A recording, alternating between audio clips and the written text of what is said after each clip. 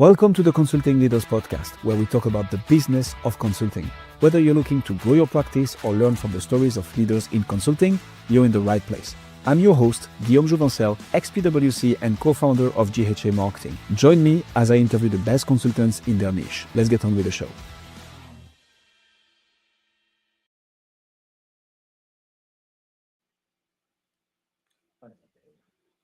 Welcome to Consulting Leaders. Let's jump straight into it. Thank you so much, Guillaume. I appreciate the invite. My pleasure. So, Kirby, tell me, how does one go from media executive to CEO coach? What drew you into consulting and leadership coaching? Yeah, very interesting. I had an amazing run in an industry that ultimately became subject to terrific disintermediation. In other words, you could get radio and TV on your phone, on your tablet, etc. And what happened was, while we were doing an outstanding jobs, I orchestrated turnarounds for CBS, for Clear Channel, for Univision, and not little improvements, but really worst to first in each of those cases. I was making a lot of money. And when disintermediation interfered, they thought, well, where can we cut expenses? Not how can we grow revenue? How can we be more creative? How can we cut expenses?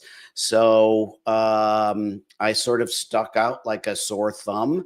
And after orchestrating these great turnarounds and having the first and fourth highest performing markets in all of, for example, Univision, I lost my job, first and fourth. And what I realized is that I didn't love the industry. I loved the people.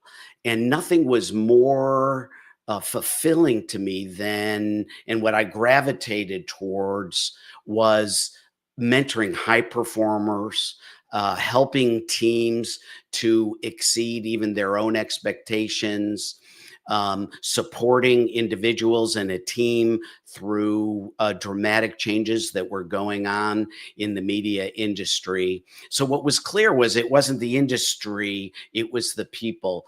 And I was more concerned about lifting others and seeing them to their highest purpose, and having a front row seat to watch that happen. That was an extraordinary experience for me.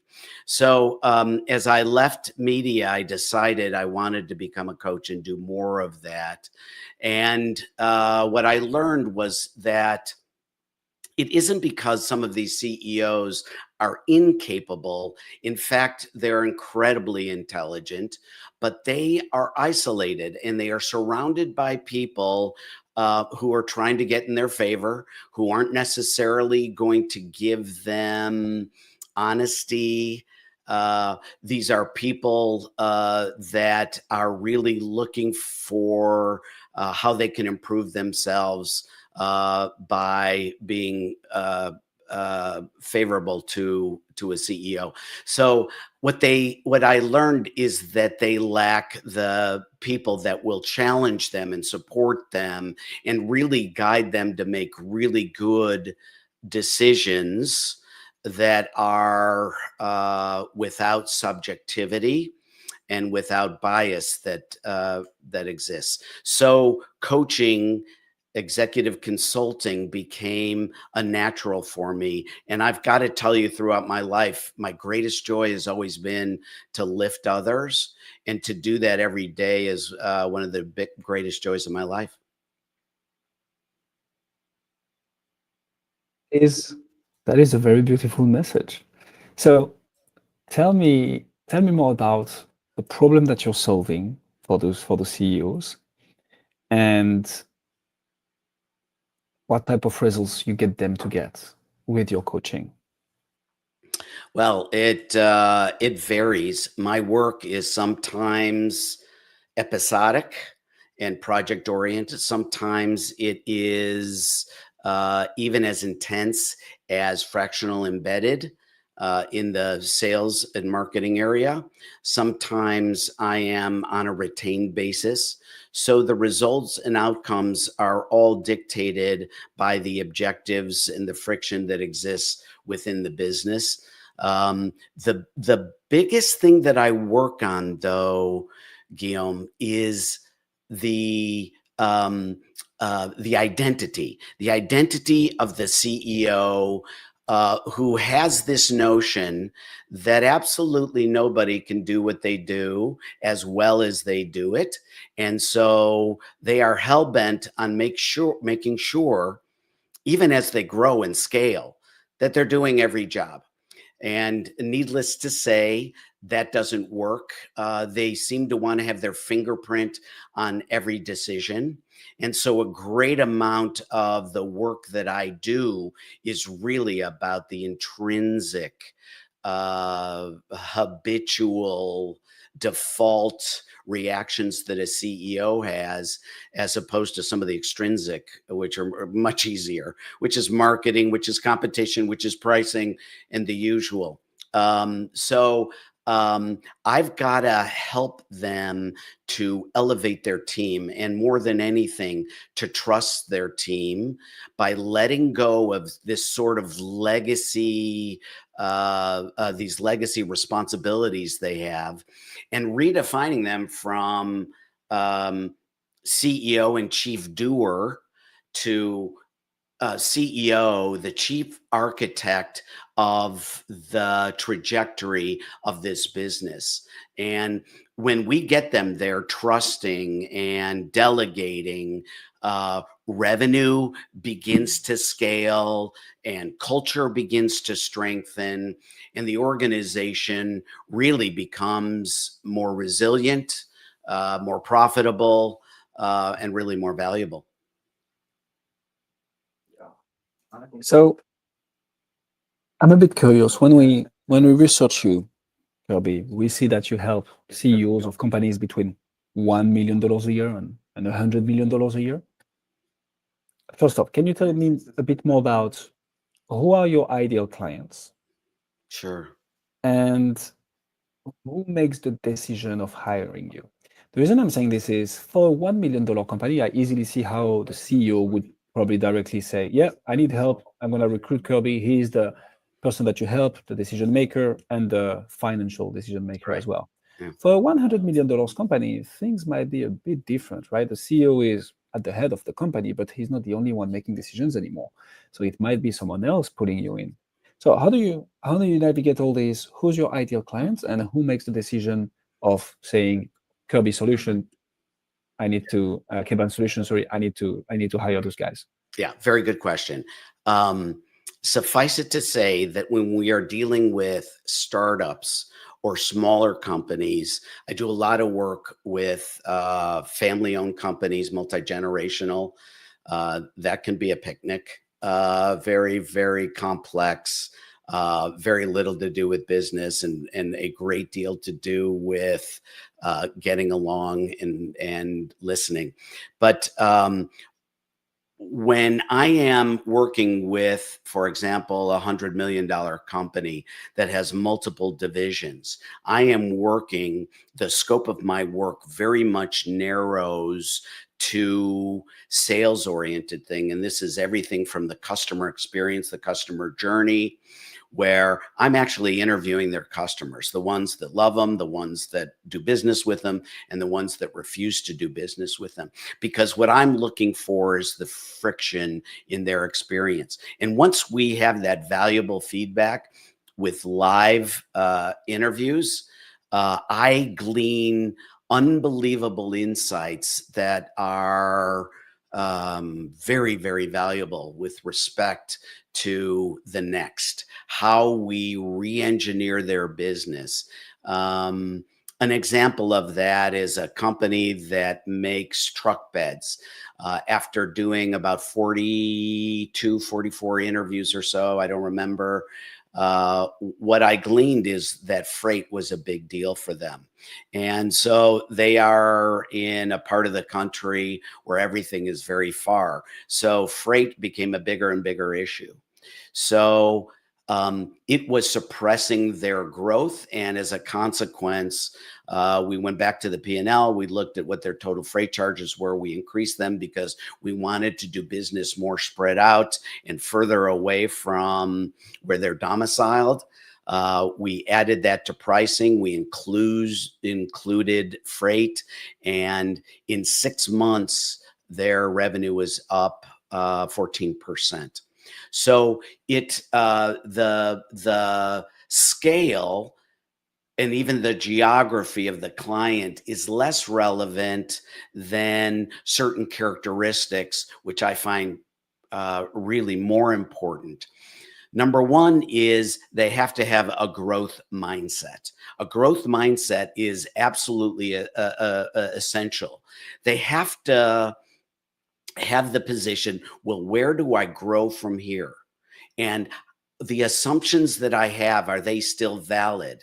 And how can I explore new ways of thinking? And how has the market changed? So this growth orientation, this growth mindset, if you will, is absolutely critical. The second is they have to be okay to be accountable.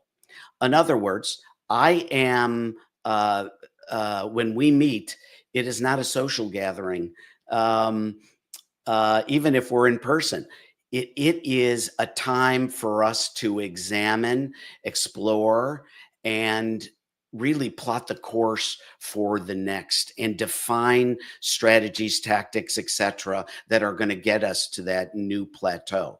So after we meet, I send an email and I say, these are the things we agreed upon. When we meet again, I go through those. How are you doing at all this? I expect my clients to do 5 to 10 hours of work on their business.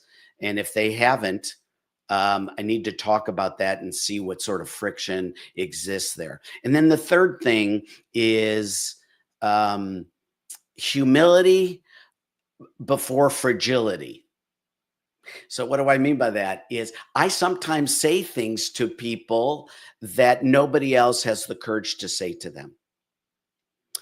And I am as unvarnished as they come when I give them the perspective of what I see from the outside, unbiased by the people with whom they have a relationship, unbiased by the conventions they've attended and their understanding of their competitor set. So I give them what I see. And the value of that is that nobody else perhaps will do that. And it is indeed the lens through which their competitors, their customers, and really even their employees see them. So they have to be okay with that and to have the courage to say, I see what you're saying. And maybe they'll say, Kirby, you're wrong. But maybe they'll say, well, that's a growth opportunity for us. So when those qualities exist, transformation can happen.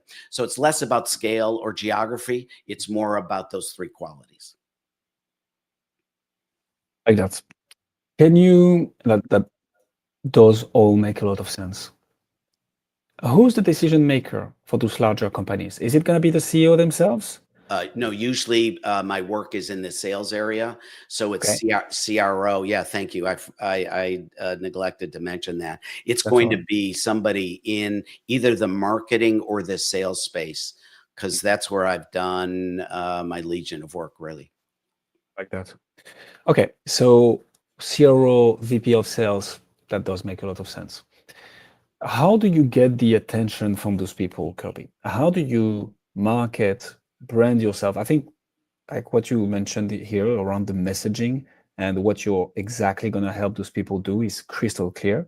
Now, how do you get attraction from the right people so they can bring you in as a coach and be like, no, we are working with Kirby or with nobody?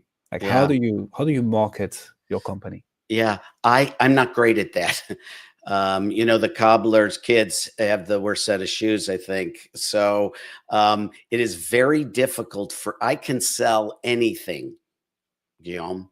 I can sell anything except me. And so I don't pitch. What I rather do is be present. And being present is important at networking functions. I like to be the coach, strangely enough. There are less strategic introductions that are done, private CEO groups, referrals from my clients. Sometimes I do that when we have hit a number they never expected. I use this line, "Hey, I'm so glad that you are happy with the experience. Maybe you're thinking of one or two other people that could benefit from working with me." And that's as far, and even that is difficult. And that as far as I will go. But it is true that if some of these internal conversations are going on and they hear it discussed by me in a public forum, they all of a sudden see that I understand and I hear them and I am in the fight with others like them. And all of the sudden, I become part of their decision set, a person at least they'd like to talk to. So I like that. Tell me more. What channel? So I'm not talking about the sales specifically, right? Not the pitch, but more like marketing, Kaden Solution, making sure that people hear your name. So there's gonna be referrals, right? Right. Yeah. Obviously. Right. But like, have you tried some content? Have you done cold calling? Like, what specific marketing channels have you tried, explored, played with? Can you tell us a bit more about that? Yeah, sure. I really appreciate you embarrassing me. That's great. Um, That's not the point. That's not the point. when I started out, I used to do lunch and learns, and I would buy people lunch and get 10 to 20 people in a room. And I would share with them my philosophy. As I started to get clients, I got referrals. In today's socially adept world, it is incredibly important that you are posting. I have been posting both video as well as text. I'm getting a lot of bad feedback on my visuals because I use ChatGPT, and it is clear to everybody that I'm doing that as opposed to buying stock video. So I have to change that behavior. But it's being in conversations, it's being in public groups, it is posting mostly on LinkedIn and on my website. It is video as well as text, and just doing enough of that. And at this point, I've been doing this now for 15 years. It's enough. But I will say this, that strange things happen. And to all of us that are in this space, our clients achieve results they've never achieved before. And then they pat us on the back and say, "Thank you so much. I can't thank you enough." And we're out of that revenue stream. So we have to continue to be very visible. We need to network. Networking is the most valuable, I believe. I am in a group called Provisors. These are mostly attorneys, to be truthful, but there are professionals in the financial world, in the real estate world, the legal world, of course, the accounting world, and it has been the banking world. It's been very, very a great space to be heard. So I recommend that to everybody. So that is not embarrassing at all, in my opinion. I think this is, so the reason I'm asking you these questions, Kirby, is there will be some people listening to us who need that advice, right? So lunch and learn, take away. I like Yep. that. That works. We are in the high ticket coaching and consulting business. So at the end of the day, you need trust, you need authority, you need relationships. And lunch and learn is a very good way to establish just three. So I like it a lot. To because I think you're selling yourself a bit short.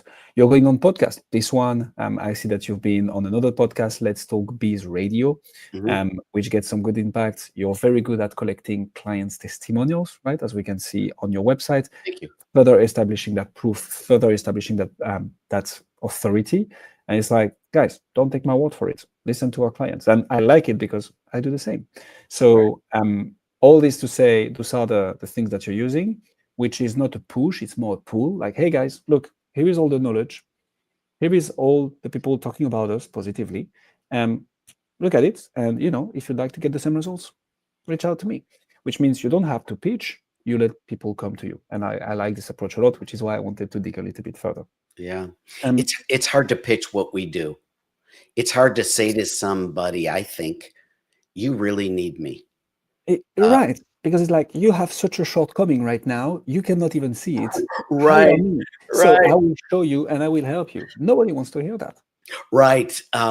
They need to see that in themselves. I can't sell them on that, if that makes any sense. They have to realize there's something better for them, and they need to be in search. And if they're not in search for better, there's nothing I'm going to say to encourage them otherwise. So, and I think that that says a lot about how you're selling as well, right? So I'm going to quickly skip over this question. One of the things I want to ask you about, Kirby, is retention. So once you start working with a CEO, right? So what's your approach to one, ensure consistent results, right? But two, get a lasting engagement, lasting transformation, making sure that those people come back to you and create that recurring or reoccurring business. Because so I have a few clients. One of them specifically told me this when we were discussing potentially working together. He said he's in the fitness space, and he was like, "I want to be the last coach anybody needs." He's like, "I want people to come to me, and I give them the tool, the strategy, the ecosystem, so that they can go and grow on their own." And I was like, "This is a terrible business model." Right.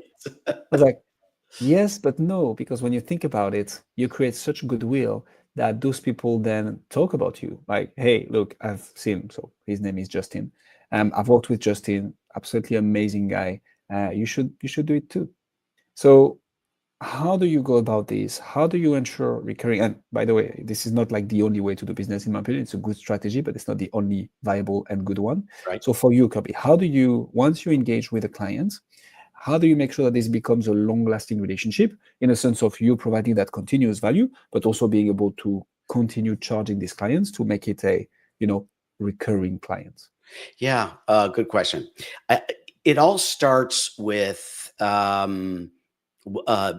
strategic alliance.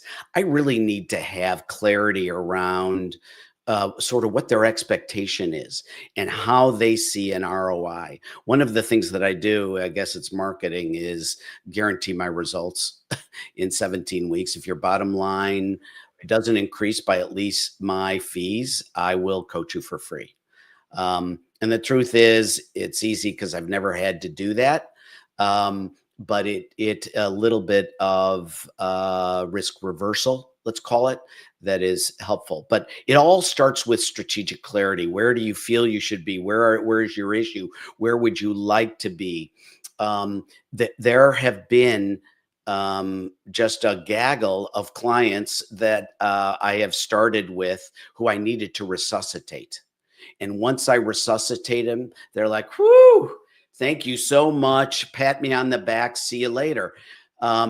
And then there's a pause, and about 6 months to a year later, hey, Curb, you got some time for me still? So that happens a little bit, but it's really about where uh, they want to go.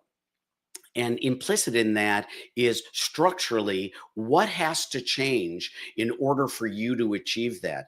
And then consent on their part to travel that path. And it isn't a tactic, it is a strategic alignment with people, processes, technology, the marketplace, pricing, etc., that needs to take place in order for them to elevate themselves to the next level. So that's number one. The second one is the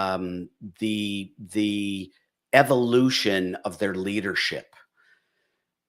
Almost always we start deeply entrenched in this thought process of how things not only should go, but must go. And so I've got to relieve them of those biases as quickly as I possibly can. If I can't do that, then I quit them. Because this is the key, is that if they can't embrace change, they're certainly not going to mobilize a change inside of their organization. So this change of heart, this intrinsic thing, this evolution of their leadership has to happen. And as I said before, accountability. Accountability is important not only because they have a to-do list, both short term in between our meetings and sort of a longer term initiative, if you will, that is going to take weeks, months, quarters for them to achieve.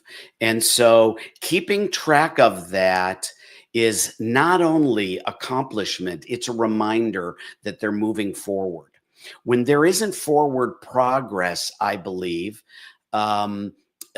they stagnate, and therefore they sour on the concept of having somebody external to their organization to support them. So the accountability piece is a really, really big one for me. And this is where it can get tough. Um, this is where I have to say, why didn't this happen? My understanding is you wanted to accomplish this. Did something change? And when you check down back on what their original strategic goal is, there is an emotive metamorphosis that I believe takes place.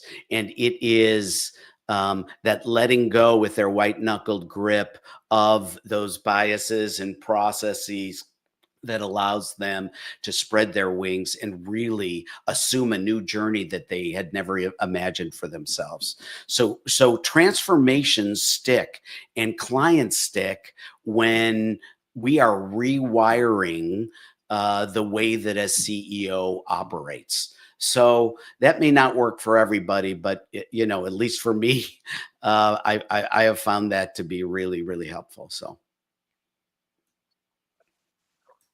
I got a lot. Kirby, you've been in business for more than 14 years. Clearly, you're doing a thing or two properly, I suspect. Um, you get good results for your clients. I love the guarantee, by the way. We do the same. I think it's a very, very strong one. mhm. Because it's also a show of, hey, I believe so much in the service and in the product that I'm offering you right now that I'm willing to, put my money where my mouth is. But you're still gonna need to do the efforts and the actions that it actually requires to get the results. So I like this a lot. Where a bit of a curveball for you.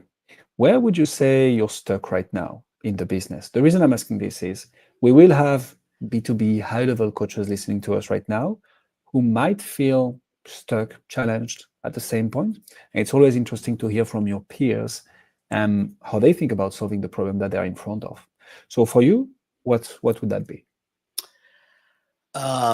Great question. I actually am from the Chicago area, Chicago, Illinois, USA.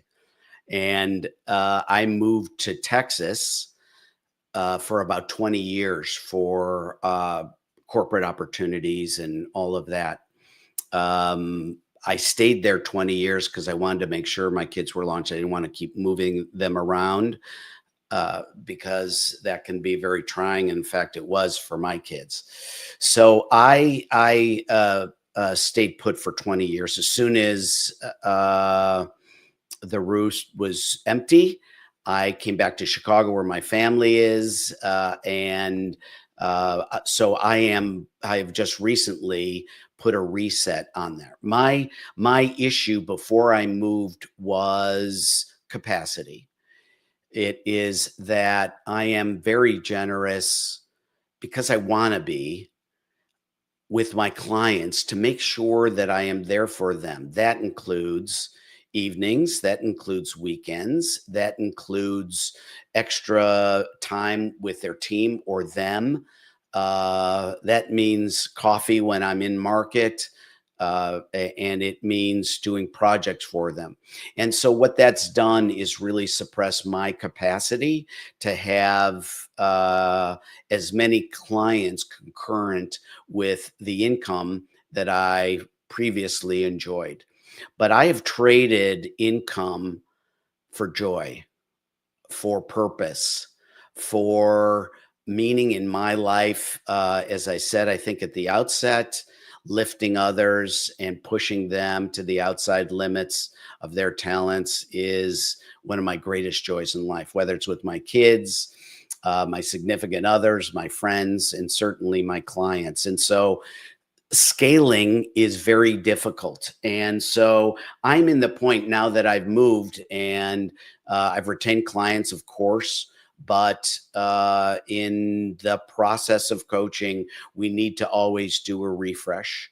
And I have got to find a strategy, and I've been noodling around with one, in which I'm happy to share with you, with respect to how I can touch, lift, improve, and excite more people. So it is really around smaller cohorts. And by that, I mean 3 at a time, not 5, not 10, but 3 at a time in non-competitive industries, and getting them in a room or on a Zoom and working with them. They need to be at a similar stage. And again, I'm working this through, and I'm kind of doing it right in front of you. But I really think this troika idea, 3 people in like stages in their scale and in their growth, would be very, very valuable. So I've been noodling around with that, and to be able to do that at a price point for them that makes sense. Words to live by. Kirby Kaden, ladies and gentlemen. Kirby, if people want to find out more about you, see what you do, where should they go? Yeah, my email is, thank you, by the way. My email is Kirby@Kaden.Solutions, no .com after that. That's the best way to get me. You can go to my website, KadenSolutions.com, and there's a form in there, and I will respond to you very, very quickly, and we'll set up a time to first say hello and then have a complimentary consultation. Well, we'll put all the links in the description, and I can say one thing for sure, Kirby, is that you've gained at least 1 connection on LinkedIn out of this interview. Me, I just added you. Kirby, thank you so much for coming on Consulting Leaders. Thank you so much for having me. I thoroughly enjoyed it. You've done a wonderful job, and it's a privilege to be on your show. So thank you. Thank you so much, man. Thanks for joining us on this episode of the Consulting Leaders Podcast. We hope you learned valuable lessons on how to grow your practice and take your business to the next level. Make sure to subscribe and leave us a review wherever you're listening to this show so you never miss an episode. To apply and be a guest on the show, click the link in the description. See you next time.